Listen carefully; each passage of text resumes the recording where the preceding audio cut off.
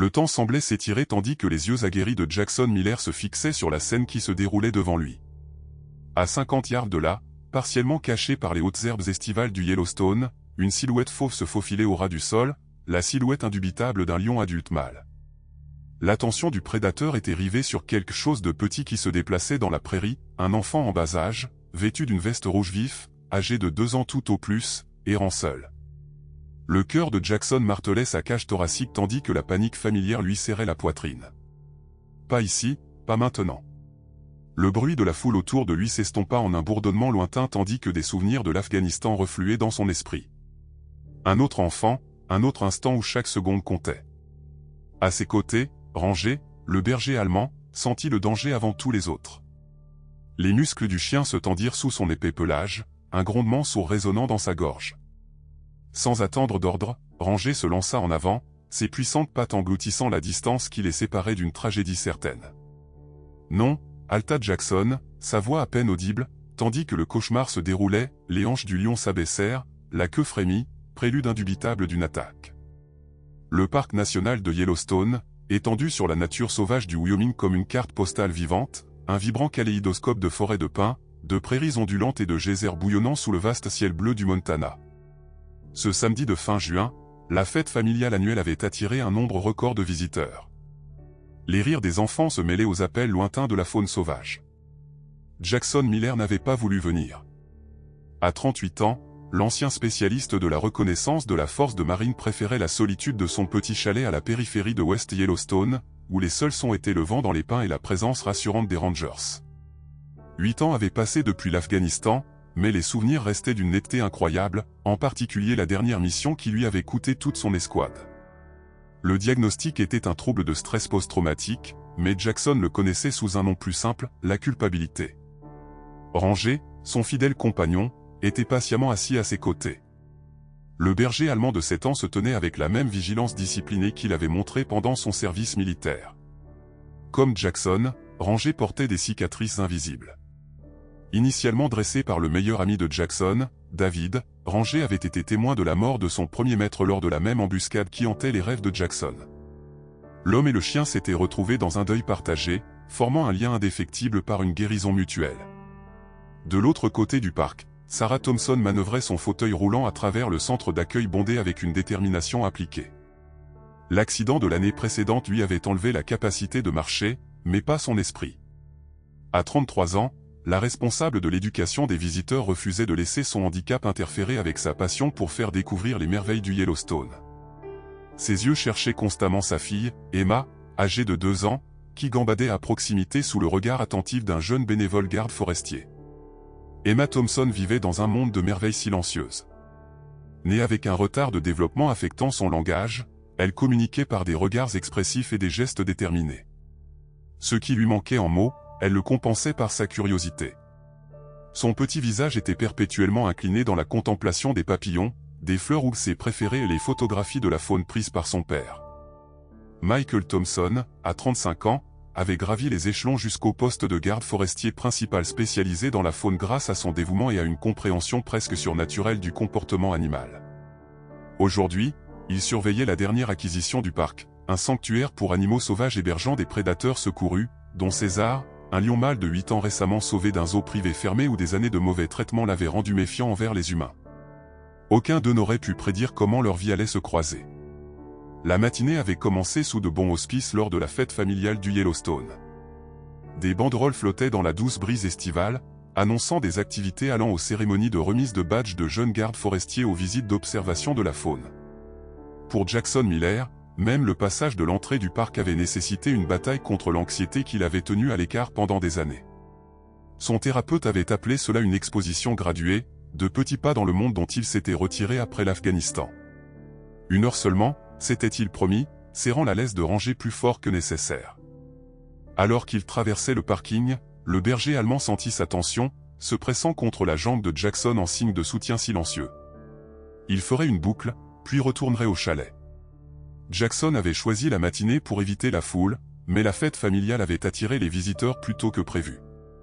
Chaque heure qui passait apportait plus de monde, plus de bruit, plus de déclencheurs potentiels susceptibles de le faire sombrer dans la panique. À midi, La place principale du centre d'accueil grouillait de familles, l'air était rempli de conversations, de cris d'enfants et d'annonces occasionnelles sur le système de sonorisation. Jackson se retrouva à se replier vers les bords de la réunion, cherchant l'espace ouvert comme un tampon.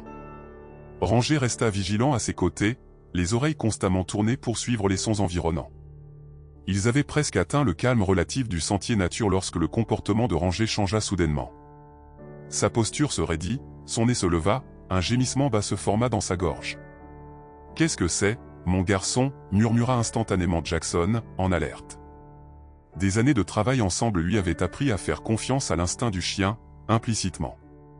De l'autre côté du parc, Sarah Thompson vivait la frustration particulière familière aux parents handicapés. La nouvelle rampe d'accès au centre d'éducation avait été temporairement bloquée par un camion de livraison, la forçant à prendre un chemin plus long autour du bâtiment. Emma, attachée dans sa poussette, s'impatientait tandis que Sarah les poussait toutes les deux vers l'exposition du jardin des papillons qu'elle avait contribué à concevoir. « Presque arrivée, ma chérie », apaisa Sarah, les bras douloureux de l'effort supplémentaire.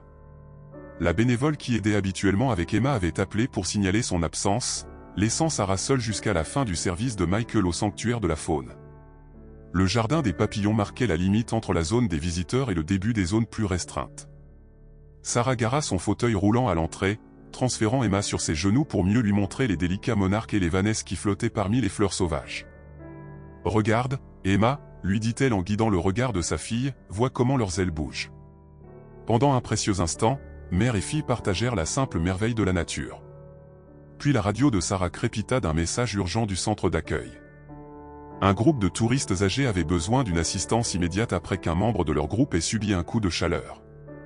En tant que responsable de l'éducation des visiteurs, les urgences médicales relevaient de sa responsabilité. Sarah regarda autour d'elle, apercevant Claire Jenkins, une bénévole du parc, à proximité. « Claire, peux-tu surveiller Emma pendant 5 minutes ? Urgence au centre. » Claire hocha la tête, bien que son attention soit clairement partagée entre plusieurs tâches. « Bien sûr, Madame Thompson. » Sarah hésita, l'instinct maternel luttant contre l'obligation professionnelle, « Reste juste ici avec Mademoiselle Claire. » « Emma, maman reviendra tout de suite, » dit-elle fermement, transférant Emma sur le banc à côté de Claire avant de se diriger rapidement vers le centre d'accueil. Au même instant, au plus profond du sanctuaire de la faune, Michael Thompson effectuait une inspection de routine des enclos lorsque sa radio explosa de statique. « Thompson, on a une situation. » « À la station d'alimentation, » dit la voix tendue de son assistant, Kevin. « J'arrive, » répondit Michael, déjà en train de trottiner vers l'enceinte centrale du sanctuaire. Il avait surveillé l'adaptation de César à son nouvel environnement toute la semaine, inquiet de l'agitation croissante du lion. L'orage de la nuit précédente avait mis de nombreux animaux sur les nerfs, en particulier ceux, comme César, ayant des antécédents traumatiques. Ce que Michael ne pouvait pas savoir, c'est que Pete Simmons, un employé de maintenance, avait mal verrouillé la porte de sécurité secondaire après l'alimentation du matin. Une erreur critique commise en se précipitant pour terminer ses rondes avant l'arrivée de la foule de la fête familiale. La lourde porte, conçue pour empêcher exactement le type d'évasion sur le point de se produire, était à quelques millimètres d'être correctement sécurisée. De retour au jardin des papillons, l'attention de Claire fut détournée par un groupe d'adolescents bruyants tentant de grimper sur l'exposition de rochers décoratifs. « Et, vous ne pouvez pas être là-haut » appela-t-elle momentanément, oubliant sa responsabilité principale. Emma Thompson, âgée de 2 ans, fascinée par un grand papillon monarque aux ailes orange brillantes, glissa du banc et le suivit alors qu'il s'éloignait du jardin. Chaque fois qu'elle était sur le point de l'attraper, le papillon dansait juste hors de sa portée, la guidant pas à pas vers le chemin de service non balisé qui reliait les zones visiteurs au sanctuaire de la faune. Personne ne remarqua la petite fille en veste rouge disparaissant dans les hautes herbes. Personne ne vit la porte d'accès de maintenance s'ouvrir dans la brise et personne, sauf un berger allemand nommé Ranger, ne sentit que quelque part au-delà du champ de vision des visiteurs, un lion désorienté et effrayé avait trouvé la liberté grâce à une porte mal sécurisée, son chemin convergeant désormais avec celui d'un enfant silencieux suivant la danse d'un papillon. Dès que Jackson vit les oreilles de Ranger se plaquer contre son crâne, il sut que quelque chose n'allait vraiment pas. Le langage corporel du berger allemand était passé de l'alerte à une inquiétude urgente, les muscles enroulés de tension sous sa fourrure épaisse. Sans prévenir, Ranger jaillit en avant, tirant presque la laisse des mains de Jackson. « Ranger, au pied !» commanda Jackson, mais pour la première fois depuis des années, son fidèle compagnon ignora l'ordre. Au lieu de cela, le chien regarda intensément vers la prairie orientale, un grondement sourd résonnant dans sa gorge. Jackson suivit son regard, plissant les yeux contre le soleil de midi. Au début, il ne vit rien d'inhabituel, seulement les herbes qui se balançaient doucement et la ligne d'arbres éloignés qui marquait la limite entre la zone des visiteurs et le sanctuaire de la faune. Puis il le vit, un mouvement, petit, erratique, distinctement humain, un enfant à peine visible au-dessus des hautes herbes, errant seul là où aucun visiteur ne devrait être. Des années d'entraînement militaire se déclenchèrent. Alors que Jackson scruta la zone à la recherche de parents ou de membres du personnel du parc, n'en trouvant aucun, son instinct d'aider lutta contre l'anxiété qui l'avait tenu à l'écart pendant si longtemps. « Ce n'est pas mon affaire », marmonna-t-il, essayant de se convaincre, « la sécurité s'en occupera. » Mais le grondement de rangée s'approfondit, son attention se fixant sur autre chose, quelque chose que Jackson ne pouvait pas encore voir. Le comportement du chien déclencha une cascade de souvenirs, l'Afghanistan, les faubourgs du village, le prédécesseur de rangée donnant le même avertissement avant qu'il ne découvre l'embuscade. Le rythme cardiaque de Jackson s'accéléra, la sueur perla sur son front malgré la température douce. Les symptômes familiers d'une attaque de panique imminente pressaient aux confins de sa conscience. « Pas maintenant », murmura-t-il, se forçant à respirer de façon mesurée. « Concentre-toi sur le présent. » C'est alors qu'il vit le deuxième mouvement, un éclair fauve de fourrure se faufilant dans l'herbe sur une trajectoire convergente avec l'enfant. Le contour distinctif d'un grand félin prédateur était indubitable pour quelqu'un ayant l'entraînement de Jackson. Son sang se glaça. Odieux, non. Sans réflexion consciente, Jackson décrocha la laisse de rangée. Le berger allemand jaillit en avant, mu par des instincts affûtés par des générations de sélection et des années d'entraînement militaire. Jackson le suivit, son corps bougeant avant que son esprit ne puisse assimiler le danger vers lequel il se précipitait. Ces symptômes de TSPT, l'essoufflement, la vision tunnel, le sentiment d'irréalité se transformèrent en une conscience accrue qu'il avait autrefois maintenue en vie au combat. Un souvenir lui apparut, un petit village afghan, un autre enfant errant dans le danger, son escouade intervenant. L'explosion qui suivit, les cris, Jackson trébucha, le passé et le présent fusionnant momentanément. L'aboiement lointain de rangée le ramena à la réalité. « Bouge », se commanda Teil. « Bouge maintenant. » De l'autre côté du parc, Sarah Thompson venait de terminer son aide lors de l'urgence médicale lorsqu'une sensation particulière l'envahit, l'instinct maternel lui disait que quelque chose n'allait pas. Elle jeta un coup d'œil à sa montre, réalisant avec effroi que ce qui aurait dû être une absence de 5 minutes s'était étiré à près de 20. « Excusez-moi », dit-elle à l'équipe médicale déjà en train de se diriger vers la sortie. « Je dois aller voir ma fille. » Le chemin du retour vers le jardin des papillons semblait interminablement long, chaque poussée de ses roues de fauteuil roulant plus urgente que la précédente. Lorsqu'elle tourna enfin le coin, ses pires craintes furent confirmées. Claire était seule près du banc, cherchant frénétiquement dans toutes les directions.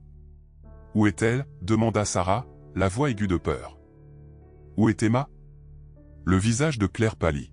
« Je pensais qu'elle était avec vous. » Elle était juste là. Et puis ces adolescents ont commencé à grimper. Sarah n'attendit pas le reste de l'explication. Elle prit sa radio. « Sécurité, ici Sarah Thompson, éducation des visiteurs. Ma fille de 2 ans a disparu du jardin des papillons à veste rouge, cheveux blonds. Réponse immédiate nécessaire. » La radio crépita d'un accusé de réception tandis que les protocoles de sécurité du parc se mettaient en place. En quelques secondes, le personnel disponible fut redirigé vers la zone. Mais Sarah savait quelque chose qu'il ne savait pas. Emma n'appellerait pas si elle était retrouvée. Sa fille ne pouvait pas parler, ne pouvait pas crier à l'aide, ne pouvait pas dire à celui qui la trouverait à qui elle appartenait ou où elle devrait être. La main tremblante, Sarah composa le numéro de Michael, priant qu'il réponde. Malgré les zones blanches notoires autour du sanctuaire, dans la salle de contrôle du sanctuaire de la faune, Michael Thompson examinait les images de sécurité avec une inquiétude croissante. Les capteurs avaient enregistré un mouvement dans le couloir extérieur de l'enclos de César, mais l'angle de la caméra ne fournissait pas une vue claire de la porte de sécurité. « Quand a eu lieu la dernière vérification physique de l'enclos de César ?» demanda-t-il. Kevin, son assistant, fit défiler le journal. Pete a signé à 9 h, juste avant sa pause. Le téléphone de Michael vibra dans sa poche. En voyant le nom de Sarah sur l'écran, il faillit refuser l'appel jusqu'à ce qu'une sorte de 6e sens le pousse à répondre. « Sarah, je suis au milieu. Emma a disparu, dit la voix brisée de Sarah. Michael, elle s'est éloignée du jardin des papillons. Ils sont en train de la chercher, mais... Le sang se vida du visage de Michael alors qu'il faisait le lien. Le jardin des papillons bordait le chemin de service qui menait directement au périmètre du sanctuaire.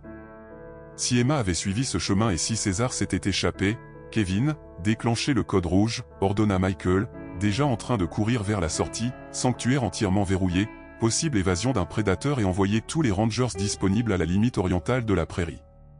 Mais on n'est pas sûr. Si, cria Michael, poussant la porte du téléphone, la voix brisée, il ajouta, Sarah, reste où tu es, je vais la retrouver, je te le promets. Mais les promesses étaient plus faciles à faire qu'à tenir, surtout lorsque chaque seconde pouvait faire la différence entre la vie et la mort. Jackson Miller était à mi-chemin de la prairie lorsque le flashback arriva. Pas un souvenir cette fois, mais une immersion sensorielle complète dans le passé. Le soleil afghan qui battait, le poids de son équipement, les conversations radio tandis que son équipe avançait vers un enfant en danger, la voix de David dans son oreille. Je n'aime pas ça, Jack, quelque chose ne va pas, les jambes de Jackson se bloquèrent, son corps figé sur place tandis que le passé et le présent se heurtaient. La sueur coulait sur son visage, sa vision se rétrécissant jusqu'à un point précis. Au loin, il pouvait voir Ranger courir devant, mais il ne pouvait pas faire bouger ses propres membres. Bouge, bordel, grogna-t-il contre lui-même. Bouge. Un rire d'enfant présent, pas passé, brisa sa paralysie. Le son provenait de la petite fille en veste rouge qui s'était arrêtée pour regarder un papillon se poser sur sa main tendue, totalement inconsciente du danger qui la hantait. L'innocence du moment transperça la panique de Jackson, créant un moment de clarté parfaite. À 20 yards de là, le lion César, bien que Jackson ne connaisse pas son nom, s'était figé au rire de l'enfant, les muscles du prédateur massif se contractant sous son pelage fauve, la queue remuant dans ce rythme révélateur qui précédait une attaque. Qu'il soit mu par l'instinct prédateur ou la peur de l'inconnu, César était à quelques secondes de charger. Ranger s'était placé entre la fille et le lion, son entraînement supplantant son instinct naturel de fuir un prédateur supérieur. La posture du berger allemand était défensive, pas agressive, une barrière vivante plutôt qu'un assaillant. Avec un effort de volonté formidable, Jackson brisa sa paralysie. Chaque pas ressemblait à se déplacer dans du sable mouvant, mais il se força à avancer, s'appuyant sur toutes les techniques qu'il avait apprises pour gérer son TSPT. Dans sa vision périphérique, il vit les visiteurs du parc commencer à remarquer le drame qui se déroulait. Certains montraient du doigt, d'autres levaient leur téléphone pour filmer. Aucun ne semblait saisir le danger imminent. Et, appelait-il à l'enfant, gardant sa voix douce malgré son cœur qui battait la chamade, « Reste bien immobile, ma chérie, ne cours pas », Emma se tourna au son de sa voix, l'expression curieuse plutôt qu'effrayée. Elle ne pouvait pas voir le lion de son angle, partiellement caché par les hautes herbes. Elle inclina la tête, étudiant Jackson avec des yeux solennels qui semblaient détenir une sagesse au-delà de ses années. Derrière elle, César baissa sa tête massive, ses quartiers arrière se soulevant légèrement, la préparation finale avant l'attaque. Jackson Miller avait déjà fait face à la mort, dans les déserts brûlants du Moyen-Orient, dans les cols de montagnes gelées, dans des moments où les balles traversaient l'air comme des frelons en colère. Aucune de ces expériences ne l'avait préparé à cela. Debout entre un lion et un enfant, dans un endroit où les familles venaient créer des souvenirs heureux, sa gorge se serra alors qu'il continuait son approche prudente, chaque mouvement mesuré et délibéré. « Salut, petite » appela-t-il doucement, essayant de garder sa voix stable malgré l'adrénaline qui traversait son corps. « Reste juste où tu es, d'accord, ne bouge pas » Emma le regarda avec de grands yeux curieux, apparemment non perturbés par l'étranger qui s'approchait d'elle. Elle leva sa petite main, lui montrant le papillon qui s'était posé sur sa paume.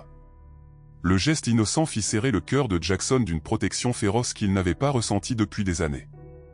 Ranger s'était parfaitement positionné, pas si près de César pour déclencher une attaque immédiate, mais suffisamment près pour intervenir si nécessaire. L'entraînement militaire du berger allemand était évident dans sa posture, alerte mais pas agressif, prêt mais pas menaçant. Jackson avait vu cette posture auparavant chez des chiens dressés à gérer des situations hostiles sans escalade. « Bon garçon », respira Jackson, n'osant pas élever la voix. « Tiens bon. » César resta immobile, sauf pour le frémissement rythmique de sa queue. Les yeux ambrés du lion suivaient chaque mouvement, passant de l'enfant au chien et à l'homme. Jackson reconnut le calcul dans ce regard. Le prédateur évaluait les menaces, déterminant la cible la plus vulnérable. Il devait changer l'équation avant que César ne prenne une décision. S'appuyant sur son entraînement militaire, Jackson commença à modifier son approche pour se placer entre Emma et le lion, sans défier directement César. Chaque pas suivait le protocole qu'il avait appris pour les rencontres avec la faune dans les régions éloignées, bouger régulièrement, éviter le contact visuel direct, se faire plus grand sans paraître agressif. Juste un peu plus près, murmura-t-il à lui-même. Juste quelques pas de plus. Emma, peut-être sentant la tension dans l'air, se tourna finalement pour regarder derrière elle. Le mouvement fut suffisamment soudain pour attirer toute l'attention de César. Les muscles du lion se contractèrent visiblement sous son pelage fauve. « Non, ma chérie, regarde-moi » appela Jackson, élevant délibérément légèrement la voix pour détourner son attention. « Regarde le gentil toutou, n'est-il pas beau ?» La distraction fonctionna. Emma se retourna vers Jackson et Ranger, son expression s'éclaircissant à la vue du chien. Elle tendit la main vers Ranger, émettant un son doux et apaisant qui brisa le cœur de Jackson, la communication sans parole d'un enfant qui ne pouvait pas parler. De l'autre côté du parc, Sarah Thompson vivait la forme la plus pure de la terreur maternelle. La sécurité du parc s'était mobilisée avec une rapidité impressionnante, mais leur plan de recherche s'étendait dans toutes les directions, depuis le jardin des papillons, divisant les ressources que Sarah savait devoir être concentrées vers le sanctuaire. Elle n'ira pas vers les parkings, insista-t-elle, les jointures blanches en serrant les accoudoirs de son fauteuil roulant. Emma a peur des voitures. Elle suivrait quelque chose d'intéressant, un papillon, un oiseau, vers la prairie. Le chef de la sécurité, Frank Jenkins, hocha la tête sèchement. Nous avons des équipes qui se dirigent de ce côté, mais nous ne pouvons pas écarter d'autres directions. Les enfants de cet âge sont imprévisibles. Vous ne comprenez pas, dit Sarah, luttant pour garder sa voix stable. Emma est différente. Elle n'erre pas sans but, elle suit des schémas, des choses qui attirent son attention. Un jeune garde forestier s'approcha, légèrement essoufflé. Madame, des visiteurs signalent une sorte de commotion dans la prairie orientale, quelque chose à propos d'un chien et d'un homme s'approchant de la zone restreinte. Le cœur de Sarah trébucha. C'est là que le chemin de service mène au sanctuaire. Quelqu'un a-t-il vérifié le sanctuaire? Tout est-il sécurisé là-bas? Le regard gêné échangé entre les gardes forestiers lui dit tout ce qu'elle devait savoir. « Oh Dieu » murmura-t-elle, tournant déjà son fauteuil roulant vers la prairie. « Appelez Michael, dites-lui que je vais là-bas. »« Madame Thompson, nous ne pouvons pas vous laisser aller dans une zone potentiellement dangereuse. »« C'est ma fille qui est là-bas » coupa Sarah, la voix cassée, « aidez-moi ou sortez de mon chemin » La férocité inhabituelle de son ton sembla surprendre les gardes forestiers et les inciter à agir. L'un d'eux se plaça derrière son fauteuil roulant, « Je vais vous y emmener, mais restez en arrière jusqu'à ce que nous ayons évalué la situation. » Sarah hocha la tête sèchement, chaque seconde se sentant comme une éternité tandis qu'il se dirigeait vers la limite de la prairie. Dans son esprit, une pensée se répétait comme une prière, qu'elle soit en sécurité, qu'elle soit en sécurité. Pendant ce temps, Michael Thompson courait plus vite qu'il ne l'avait jamais fait de sa vie, sa radio rangée crépitant de mises à jour qui n'intensifiaient que sa panique. De multiples rapports confirmaient désormais à la fois un enfant dans la prairie orientale et un mouvement inhabituel d'animaux dans la même zone. L'équipe du sanctuaire avait vérifié ce que Michael craignait le plus, César avait disparu de son enclos. « Toutes les unités, nous avons un code rouge » cria-t-il dans sa radio, « évasion d'un prédateur, rencontre civile potentielle, prairie orientale près de la jonction du chemin de service. Équipe de tranquillisation à mon emplacement immédiatement. Tous les visiteurs doivent être évacués de la zone de la prairie. » Michael connaissait César mieux que quiconque au Yellowstone. Il avait travaillé avec le lion pendant 3 ans à l'installation précédente, avant que les coupes budgétaires et la mauvaise gestion n'aient conduit au mauvais traitement qui avait rendu le grand félin si imprévisible. Il se souvenait à quel point César avait été autrefois doux, à quel point il avait été réceptif à l'entraînement, et il se souvenait à quelle vitesse le traumatisme avait transformé le lion après que les nouveaux propriétaires eurent pris le relais, utilisant des prods électriques et la privation de nourriture pour forcer l'obéissance. « Ce n'est pas ta faute » murmura Michael en courant, bien qu'il ne puisse pas dire s'il s'adressait à César ou à lui-même. Alors qu'il franchissait la petite élévation qui surplombait la prairie orientale, la scène ci-dessous lui fit geler le sang. Emma, reconnaissable à sa veste rouge vif, se tenait dans les hautes herbes à moins de 50 yards de César. Entre eux se trouvait un grand berger allemand, et s'approchant du côté des visiteurs se trouvait un homme que Michael ne reconnaissait pas. « Non, non, non » respira-t-il, dégainant son fusil tranquillisant. La distance était trop grande pour un tir précis et avec à la fois un enfant et d'autres adultes à proximité, il ne pouvait pas prendre le risque.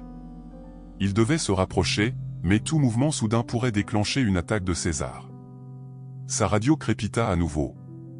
Thompson, votre femme se dirige vers vous avec Ranger Jenkins. Plusieurs visiteurs filment la situation depuis le point d'observation. Devons-nous procéder à une évacuation complète du parc?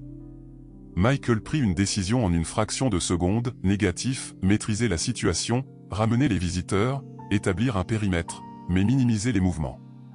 Toute évacuation soudaine pourrait effrayer le lion. Pendant qu'il parlait, il poursuivit son approche prudente, chaque pas mesuré pour minimiser le son et le mouvement. L'homme avec le chien semblait utiliser les mêmes tactiques. Ses mouvements étaient délibérés, presque professionnels, militaires, devina Michael, notant la posture de l'homme et la façon disciplinée dont le chien répondait aux signaux subtils de la main. De retour dans la prairie, Jackson avait parcouru la moitié de la distance jusqu'à Emma. 20 yards de plus, estima-t-il. 20 yards de terrain ouvert, avec un prédateur pesant des centaines de kilos qui observait chacun de leurs mouvements. Ranger resta stable, son entraînement tenant bon malgré la menace qui se dressait devant lui. « Quel est votre nom, ma chérie ?» demanda Jackson doucement, espérant calmer et distraire Emma. Emma le regarda solennellement, mais ne répondit pas. Pendant un instant, Jackson se demanda si elle était trop effrayée pour parler, mais quelque chose dans son expression suggérait le contraire. Elle semblait plus curieuse qu'effrayée, comme si la gravité de la situation ne s'était pas encore imposée à elle. « Je m'appelle Jackson », continua-t-il, gardant la voix douce. « Et voici mon ami Ranger. C'est un chien très spécial. Il a servi dans l'armée, tout comme moi. » Les yeux d'Emma s'écarquillèrent d'intérêt. Elle pointa Ranger, puis elle-même, puis fit un geste de caresse avec sa main. « Tu veux le caresser ? » ?»« Bien sûr, une fois que nous serons un peu plus près. Il est très amical. » La simple conversation aida Jackson à calmer ses nerfs, lui donnant quelque chose sur quoi se concentrer, autre que le lion et la pression écrasante dans sa poitrine. Quelques pas de plus en avant, quelques mètres de plus près de la sécurité, César changea de poids, un grondement sourd résonnant dans sa poitrine. Le son envoya un frisson dans l'échine de Jackson, un avertissement primal qui atteignit les parties les plus anciennes du cerveau humain et cria « Danger !» « Tranquille », murmura Jackson, bien qu'il ne pût dire s'il s'adressait à Ranger, à Emma ou à lui-même. Du point d'observation des visiteurs, une foule avait commencé à se rassembler. Les gardes forestiers s'efforçaient de repousser les gens, mais à l'ère des médias sociaux, beaucoup étaient plus intéressés à filmer qu'à respecter les consignes de sécurité. Des téléphones étaient levés, filmant la scène à une distance qui semblait sûre à ceux qui se trouvaient derrière les objectifs, mais qui ne faisaient rien pour résoudre la crise qui se déroulait dans la prairie. Ce type est fou de s'approcher autant d'un lion. Où sont les parents de l'enfant? Qui laisse un bambin errer comme ça? Le chien va se faire tuer. Pourquoi prendriez-vous autant de risques avec votre animal? Le parc n'aurait jamais dû approcher les prédateurs aussi près des zones de visite. Les commentaires ondulaient à travers la foule. Des jugements se formaient sans contexte, des opinions se cristallisant sur la base de quelques secondes d'observation. Personne ne connaissait le trouble de stress post-traumatique de Jackson, l'entraînement militaire de Ranger, l'incapacité d'Emma à parler, ni les antécédents de maltraitance de César. Il ne voyait que le drame de surface, un homme, un chien, un enfant, un lion, le danger. Une visiteuse, une vétérinaire retraitée nommée Eleanor Johnston, observa la scène avec un œil plus averti. « Cet homme sait ce qu'il fait », remarqua-t-elle au garde forestier qui essayait de repousser les gens. « Regardez son approche. C'est quelqu'un qui a une formation en manipulation animale. »« Madame, je dois vous demander de vous retirer derrière la ligne de sécurité », insista le jeune garde forestier. Eleanor obéit à contre-cœur, mais continua de regarder la scène. « Mettez votre équipe de tranquillisation en position », conseilla-t-elle, mais dites-leur d'attendre un tir clair. Tranquilliser maintenant pourrait déclencher une attaque avant que les médicaments ne fassent effet. Le garde la regarda avec surprise. « Travaillez-vous pour la faune ? » 30 ans de pratique chez les grands animaux, répondit-elle, y compris les grands félins. Faites-moi confiance sur celui-ci. Son évaluation remonta dans la chaîne de commandement, ajoutant à la complexité des décisions auxquelles l'équipe d'intervention était confrontée. Pendant ce temps, Sarah était arrivée au périmètre, le cœur s'arrêtant lorsqu'elle aperçut la veste rouge d'Emma au loin. « Emma » cria-t-elle instinctivement, essayant d'avancer avant que le garde ne l'arrête. « Madame Thompson, s'il vous plaît, la supplia-t-il. Nous avons besoin que vous restiez en arrière. Votre mari approche déjà du côté du sanctuaire. Les yeux de Sarah balayèrent la prairie, trouvant l'uniforme familier de Michael, se déplaçant prudemment à travers les hautes herbes dans la direction opposée. Elle pouvait lire la tension dans son corps même à distance, les pas prudents et mesurés, le fusil tranquillisant tenu prêt. « Qui est cet homme » demanda-t-elle, remarquant Jackson pour la première fois. « Et le chien » ? Nous ne le savons pas encore, visiteuse. Nous pensons que la sécurité vérifie si quelqu'un le reconnaît. Sarah regarda l'étranger poursuivre son approche prudente vers Emma. Il y avait quelque chose dans ses mouvements, une délibération, une concentration qui suggérait qu'il savait exactement ce qu'il faisait. Malgré sa peur, elle ressentit une lueur de gratitude qu'une personne apparemment compétente ait atteint sa fille avant que le lion ne puisse la blesser. Elle murmura, il l'a presque atteinte. Jackson était assez près maintenant pour voir les détails du visage d'Emma, la courbe délicate de sa joue, les cheveux blonds vaporeux se soulevant dans la brise, l'intelligence dans ses yeux. Alors qu'elle le regardait approcher, il tendit la main, paume vers le haut, dans un geste non menaçant. « Salut, Emma, dit-il, devinant son nom d'après les écussons sur son petit sac à dos. « Je vais me rapprocher un peu. »« D'accord, alors nous irons trouver ta maman et ton papa. » Emma inclina la tête, l'étudiant. Elle pointa à nouveau Ranger, puis César, une question dans les yeux qu'elle ne pouvait exprimer. « C'est vrai, ce sont tous les deux des animaux, mais ils sont très différents, » expliqua Jackson, gardant sa voix calme et conversationnelle malgré la tension qui s'enroulait dans ses muscles. « Ranger est mon ami. Le grand félin est magnifique, mais il a besoin de son espace. Nous allons lui laisser beaucoup de place, toi, moi et Ranger. » Un éclair de mouvement à sa gauche attira l'attention de Jackson. Un garde forestier en uniforme approchait du côté du sanctuaire, fusil tranquillisant à la main. La vue aurait dû être rassurante, mais quelque chose dans le rythme du garde, un peu trop rapide, un peu trop direct, déclencha des signaux d'alarme dans l'esprit de Jackson. « Monsieur » appela le garde, sa voix portant à travers la prairie. « Éloignez-vous de l'enfant, nous allons nous en occuper. » Le bruit soudain eut un effet immédiat sur César. Les oreilles du lion se plaquèrent contre sa tête, ses muscles se tendant visiblement. Jackson savait qu'ils avaient des secondes, pas des minutes, avant que la situation ne dégénère. Aucun mouvement brusque, rappela Jackson, gardant sa voix basse mais ferme.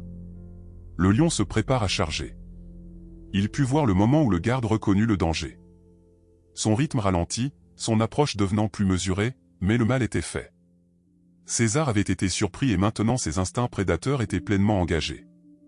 Jackson prit une décision en une fraction de seconde. Il fit un signe de la main à Ranger, l'un des ordres spécialisés mis au point pour les chiens de travail militaire dans des situations à haut risque. Immédiatement, le berger allemand se jeta à genoux, s'avançant sur le ventre, présentant un profil plus petit, tout en maintenant sa position entre Emma et le lion. « Emma, dit doucement Jackson, je vais te prendre maintenant, très lentement. Continue de me regarder, d'accord, juste moi. » Il ferma la distance finale avec des pas prudents et délibérés, ses yeux ne quittant jamais le visage d'Emma.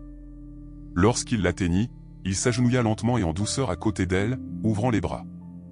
À son immense soulagement, elle entra dans ses bras sans hésitation, ses petits bras s'enroulant autour de son cou. « Brave fille » murmura-t-il, se relevant prudemment avec elle blottie contre sa poitrine. « Maintenant, nous allons reculer très lentement. Ranger va rester entre nous et le grand félin. » Ranger avait stoppé son approche, reconnaissant apparemment que la manière prudente dont Jackson gérait la situation fonctionnait. Au loin, Jackson pouvait voir la sécurité du parc établir un périmètre, les visiteurs être repoussés, les professionnels prenant le contrôle de la scène. Il ressentit une lueur d'espoir. Peut-être que cela se terminerait sans tragédie. Après tout, le poids d'Emma dans ses bras était à la fois un réconfort et une responsabilité qui l'ancrait au présent, l'empêchant de retomber dans l'Afghanistan du SSPT. Pour la première fois depuis des années, Jackson se sentait pleinement présent, pleinement engagé avec le monde qui l'entourait. L'ironie ne lui échappait pas, il avait fallu une situation de vie ou de mort pour le faire sentir à nouveau vivant. Alors qu'ils commençaient leur retraite prudente, Emma pointa soudainement par-dessus l'épaule de Jackson, émettant un son excité. Il n'osa pas se retourner pour regarder, gardant son mouvement régulier et son attention vers l'avant. Quoiqu'elle ait attiré son attention au César, un papillon, quelque chose d'autre entièrement, cela n'avait plus d'importance maintenant. Tout ce qui importait était de la mettre en sécurité. Presque là, murmura-t-il, sentant Ranger se presser contre sa jambe alors qu'ils se déplaçaient à l'unisson. Encore un peu plus loin. Plus tard, Jackson apprendrait que tandis qu'Emma avait pointé quelque chose d'immédiat à l'approche de son père du côté du sanctuaire, elle avait aussi essayé de communiquer quelque chose de plus significatif, la reconnaissance. Contrairement à toutes les autres personnes impliquées dans le drame qui se déroulait, Emma avait passé des heures à regarder des photos de César, à écouter les histoires de son père sur le lion sauvé.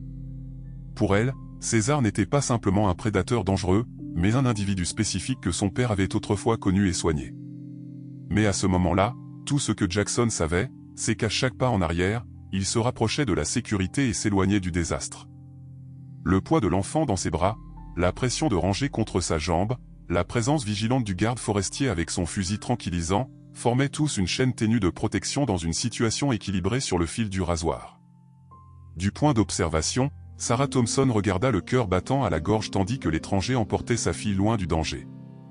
Michael était maintenant assez près pour qu'elle puisse voir son visage, la détermination concentrée, le calme professionnel recouvrant la terreur parentale entre eux. Sa fille semblait presque paisible, la tête reposant contre l'épaule de l'étranger comme si elle avait trouvé un refuge sûr dans la tempête. « S'il vous plaît », murmura Sarah, ses mains serrant son fauteuil roulant jusqu'à ce que ses jointures blanchissent.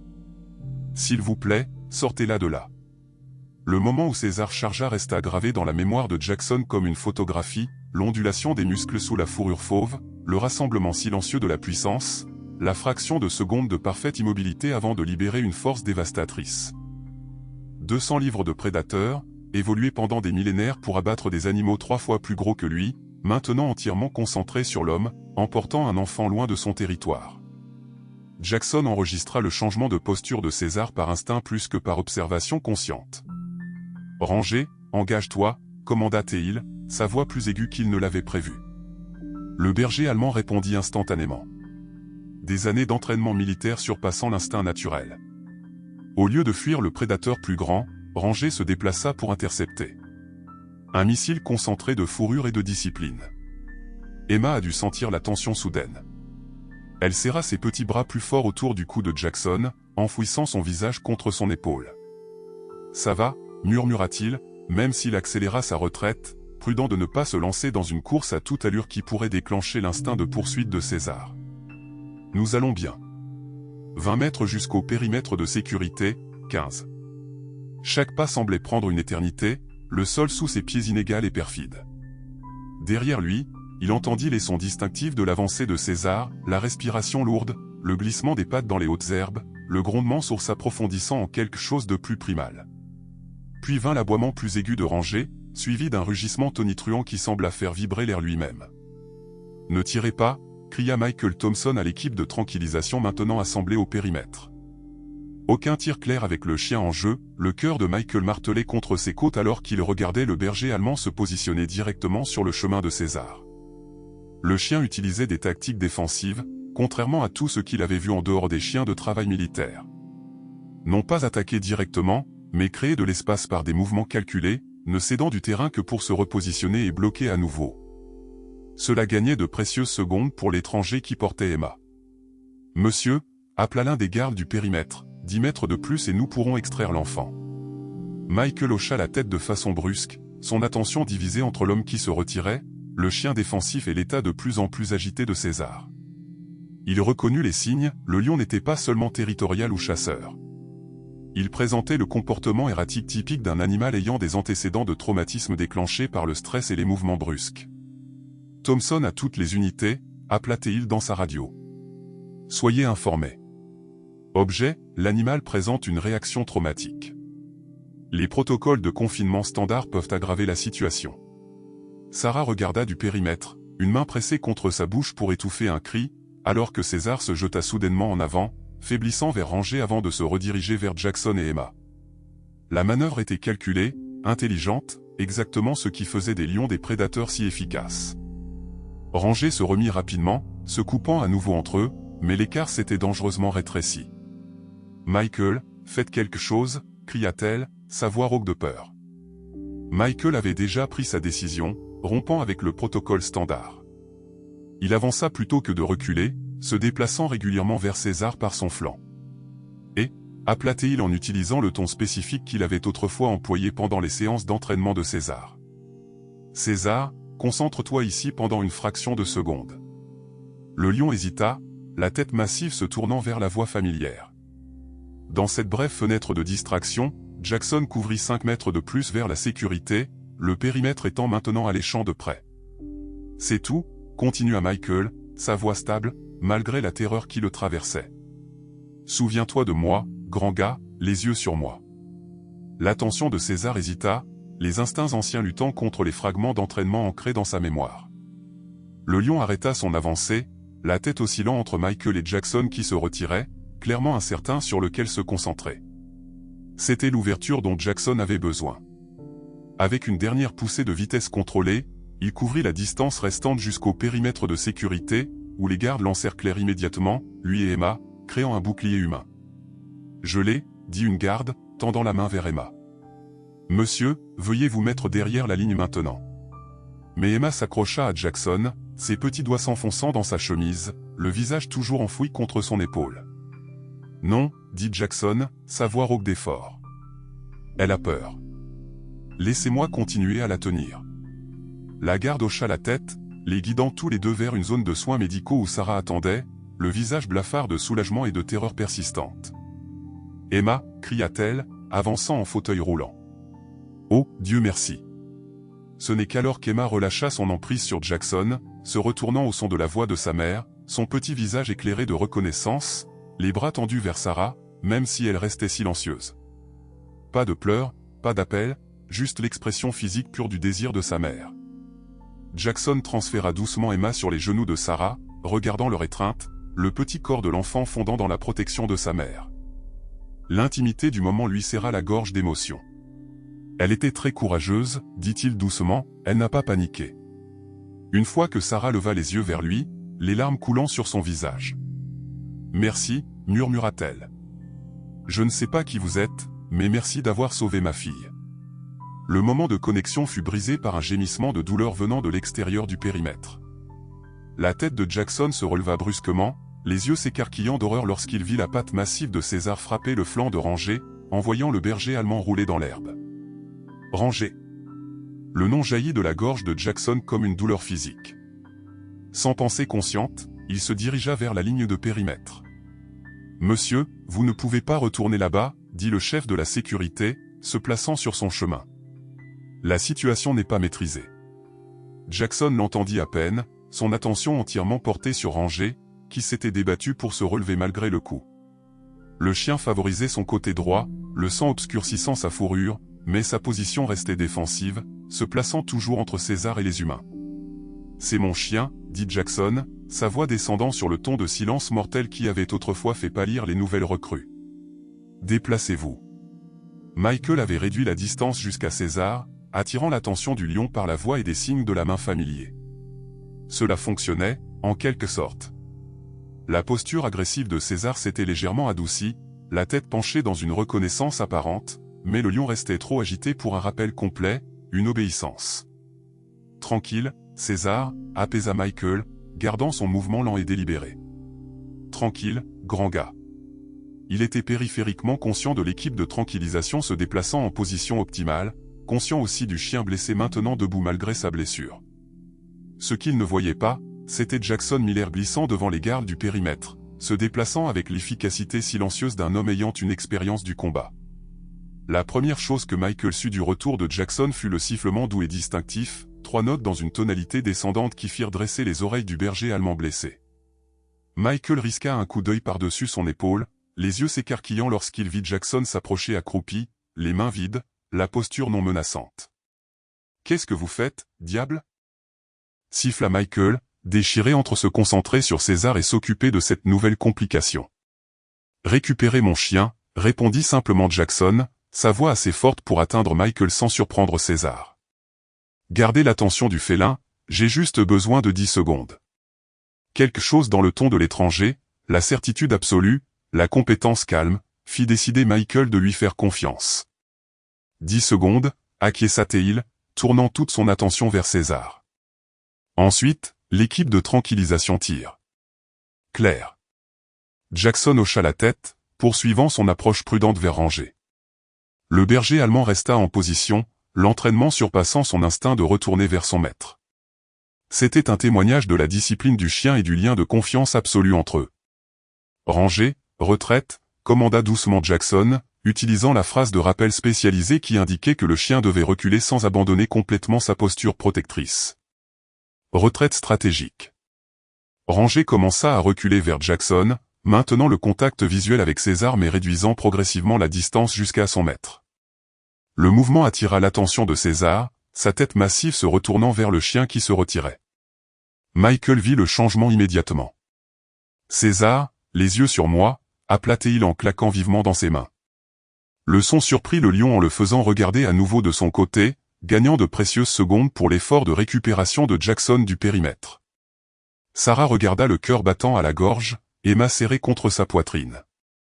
L'étranger qui avait sauvé sa fille risquait maintenant sa vie à nouveau pour son chien, faisant preuve du même courage méthodique qui l'avait impressionné plus tôt. « Ils vont y arriver », murmura-t-elle à Emma, incertaine si elle énonçait un fait ou faisait une prière.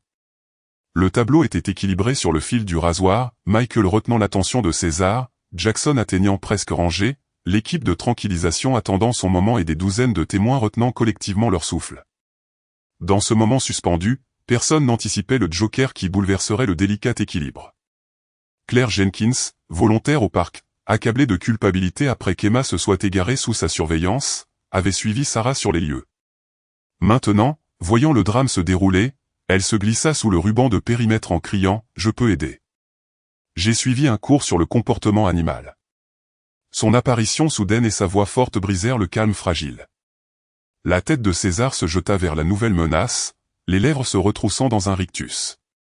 Le lion contracta ses muscles, se préparant à charger. « Non », cria Michael, mais il était trop tard. César se lança en avant, non pas vers Claire, mais vers ce que son instinct prédateur identifiait comme la cible la plus vulnérable, le ranger blessé. Jackson vit cela venir une fraction de seconde avant l'impact et fit le seul choix qu'il pouvait. Il se jeta en avant, plaçant son corps entre son chien et les 200 livres de prédateur attaquant. La collision fut brutale et rapide. Le poids de César frappa Jackson, les griffes griffant son dos et son épaule, alors que l'élan les entraînait tous les deux au sol. Jackson se recroquevilla de façon protectrice autour de Rangé, utilisant son corps comme bouclier pour le chien déjà blessé. « Tirez !» rugit Michael à l'équipe de tranquillisation. Maintenant. Le coup du fusil tranquillisant fendit l'air. Une fois, 2 fois, 3 fois en succession rapide. Les fléchettes trouvèrent leur marque dans le flanc de César, délivrant la dose de sédatif soigneusement calculée. Mais les tranquillisants n'étaient pas instantanés. César resta sur ses pattes, désorienté mais toujours dangereux. Du sang, le sien et celui de Jackson, tachaient son pelage fauve.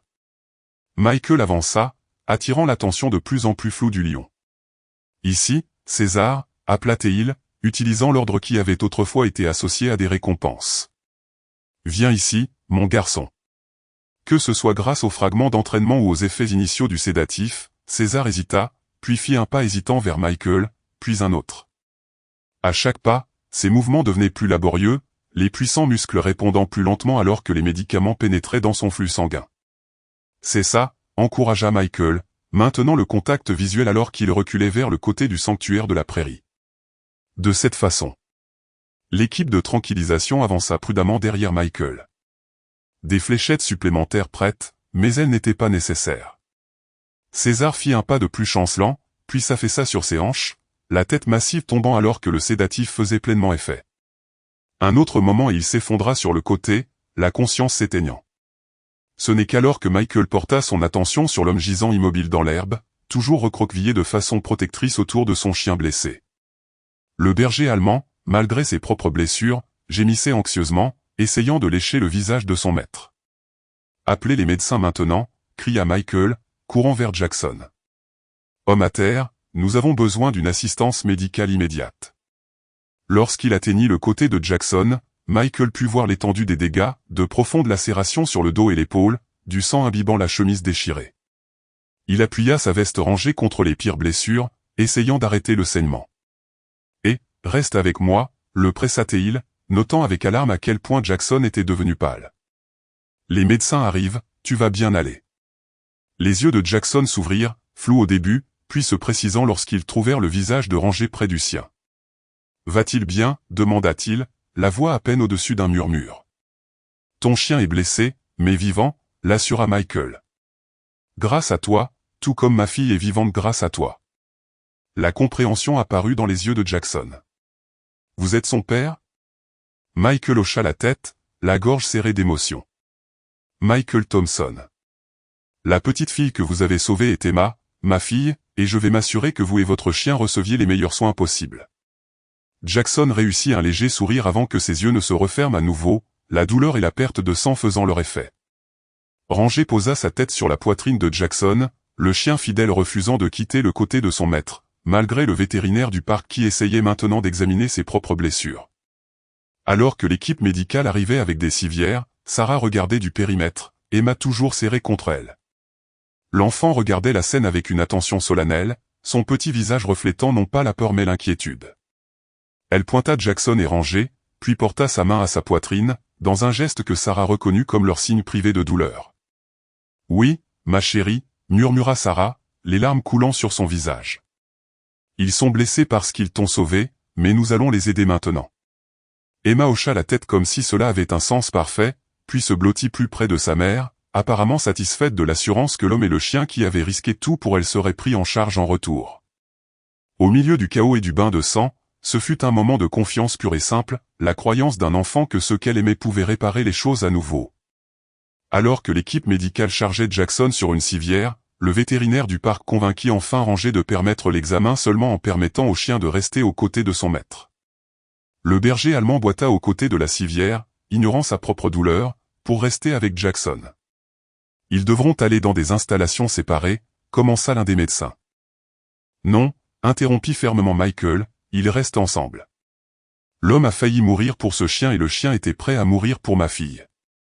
Nous ne les séparerons pas » le médecin eut l'air de vouloir discuter, puis hocha la tête en signe d'acquiescement. Certains liens transcendaient le protocole standard. C'était clairement l'un d'eux. Les lumières fluorescentes de l'hôpital commémoratif de Yellowstone projetaient des ombres dures sur la salle d'attente où Sarah Thompson était assise, son fauteuil roulant placé à côté d'Emma endormie. L'enfant avait finalement succombé à l'épuisement après des heures de vigilance silencieuse.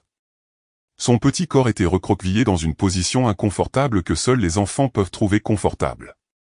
Sarah ajusta doucement la veste drapée sur sa fille, ses doigts s'attardant sur la joue d'Emma comme pour se rassurer que l'enfant était vraiment là, vraiment en sécurité. De l'autre côté de la pièce, Michael faisait un circuit inquiet, s'arrêtant de temps en temps pour consulter son téléphone pour des mises à jour du sanctuaire. César avait été ramené en toute sécurité dans une zone de détention renforcée où les vétérinaires surveillaient son rétablissement après la sédation. L'enquête sur son évasion était en cours, mais les premières conclusions mettaient en évidence une négligence en matière d'entretien, un loquet mal fixé, un protocole de sécurité ignoré. Dans la précipitation des préparatifs de la journée familiale, M. Thompson, un médecin à l'air fatigué vêtu d'un uniforme bleu, apparut à l'entrée de la salle d'attente.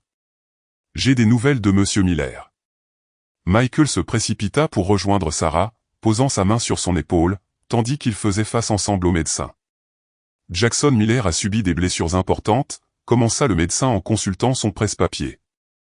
4 lacérations profondes au dos et à l'épaule, une importante perte de sang et une clavicule fracturée à cause de l'impact. Nous avons terminé la chirurgie pour réparer les dommages musculaires et refermer les plaies, mais il aura une longue convalescence. Heureusement, aucun organe vital n'a été endommagé. Il va vivre, demanda Michael, la voix rauque d'émotion. Le médecin hocha la tête, il est stable maintenant, à défaut de complications. Il devrait faire une guérison complète, bien qu'il aura probablement des cicatrices permanentes. Et le chien, demanda Sarah, sachant combien la réponse serait importante pour l'homme qui avait tout risqué pour son compagnon. Un léger sourire adoucit le comportement professionnel du médecin. C'est d'ailleurs pour cela que je suis venu vous donner des nouvelles en personne. Nous n'avons jamais eu une situation comme celle-ci auparavant. Nos collègues vétérinaires ont soigné le berger allemand, Rangé, je crois, pour des blessures par perforation et une fracture capillaire à sa patte avant droite. Il est stable, mais... Michael la pressa, mais il refuse de se calmer. Il n'est pas agressif, mais il est clairement en détresse, essayant de retrouver son propriétaire. Le docteur Keller des services vétérinaires a suggéré, vu les circonstances uniques, nous pourrions essayer quelque chose d'inhabituel. Michael et Sarah échangèrent des regards. « Qu'avez-vous en tête ?» demanda Sarah.